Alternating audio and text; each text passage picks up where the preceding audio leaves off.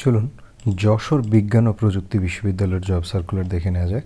এখানে সর্বপ্রথম যে পদ আছে সেটি হচ্ছে অধ্যাপক, পেট্রোলিয়াম অ্যান্ড মাইনিং ইঞ্জিনিয়ারিং বিভাগ, 2টি স্থায়ী পদ। এরপর হচ্ছে সহযোগী অধ্যাপক, অ্যাকাউন্টিং অ্যান্ড ইনফরমেশন সিস্টেমস, একটি স্থায়ী পদ, একটি শূন্য পদ। এরপর হচ্ছে সহকারী অধ্যাপক, ইলেকট্রিক্যাল অ্যান্ড ইলেকট্রনিক ইঞ্জিনিয়ারিং বিভাগ, 3টি স্থায়ী পদ, পেট্রোলিয়াম অ্যান্ড মাইনিং ইঞ্জিনিয়ারিং বিভাগ, 2টি স্থায়ী পদ। এরপর হচ্ছে প্রভাষক, ইলেকট্রিক্যাল অ্যান্ড ইলেকট্রনিক ইঞ্জিনিয়ারিং বিভাগ, 3টি পদ, একটি স্থায়ী, 2টি শিক্ষাচুরির বিপরীতে অস্থায়ী।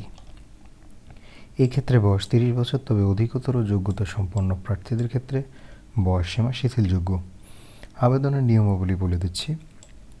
আবেদনকারীকে বিশ্ববিদ্যালয়ের নির্ধারিত ফর্মে প্রয়োজনীয় সকল কাগজপত্র সহ 1 ও 2 এর জন্য, অর্থাৎ 1 ও 2 নং যে পদ আছে সেই পদের জন্য 7 সেট এবং ক্রমিক নং 3 ও 4 এর জন্য 4 সেট আবেদন রেজিস্টার, যশোর বিজ্ঞান ও প্রযুক্তি বিশ্ববিদ্যালয়, যশোর 7408 এই বরাবরে আগামী 1/12/2019 তারিখ, অর্থাৎ 1 ডিসেম্বর 2019 তারিখ অফিস চলাকালীন সময়ের মধ্যে পৌঁছাতে হবে। রেজিস্টার জবিপ্রবির কার্যালয় অথবা বিশ্ববিদ্যালয়ের ওয়েবসাইট just.edu.bd হতে আবেদন ফর্ম ও যোগ্যতার বিস্তারিত বিবরণ সংগ্রহ করতে হবে। আমি ওয়েবসাইটের লিঙ্কটি ডেসক্রিপশনে দিয়ে দেবো, আপনারা গিয়ে বিস্তারিত দেখে আসতে পারবেন। প্রার্থীকে আবেদনের সাথে নিম্নলিখিত কাগজপত্রের ছায়ালিপি সংযুক্ত করতে হবে।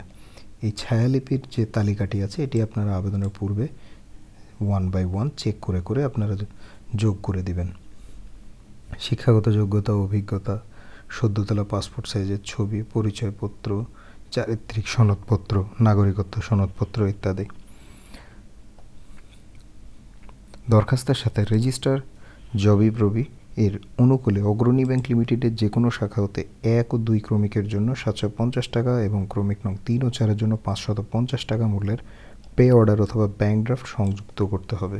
প্রত্যেক প্রার্থীকে তার প্রার্থিত পদের নাম, দপ্তর বিভাগের নাম সহ খামের উপর স্পষ্ট আকারে লিখতে হবে এবং বর্তমান ঠিকানা লিখিত 6 টাকার ডাক টিকিট সম্বলিত 2টি ফেরত খাম আবেদনপত্রের সাথে সংযুক্ত করতে হবে।